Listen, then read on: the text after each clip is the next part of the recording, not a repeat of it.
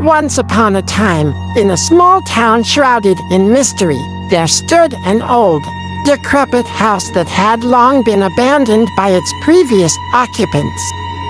The locals whispered tales of dark secrets and malevolent spirits that lurked within its creaking walls. Some said the house was cursed, while others believed it to be a gateway to the realm of the supernatural.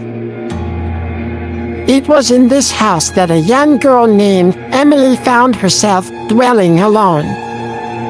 Emily had inherited the haunted house from a distant relative she had never met. With no other place to go, she decided to make the eerie house her own. The moment she stepped foot inside, she felt an unnatural chill permeate the air, sending shivers down her spine.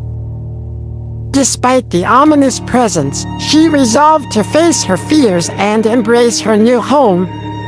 As night fell upon the town, the house transformed into a realm of terror. Shadows danced in every corner, whispering malevolent secrets that only Emily could hear. The walls groaned as if in agony, and the floorboards creaked beneath her every step. Doors slammed shut without warning, trapping her in rooms that seemed to have a life of their own. Emily's nights were plagued by horrifying nightmares. In her dreams, she would witness the house's dark past, a family torn apart by tragedy, their anguished souls forever trapped within the confines of the house. They would appear before her, their ghastly figures looming in the darkness, desperate to make contact with the world of the living. But it was not just the spirits that tormented Emily. Objects would move on their own, levitating and swirling around her, as if propelled by invisible forces. Sinister whispers filled her ears, growing louder and more sinister with each passing day. Mirrors reflected distorted images that sent a chill down her spine, and cold gusts of wind whispered through the halls, carrying with them mournful cries of the past. Isolated and haunted, Emily's sanity began to crumble under the weight of the supernatural onslaught. She would hear her name being called out in the dead of night, echoing through the empty hallways, and unseen hands would brush against her skin, leaving behind an icy trail.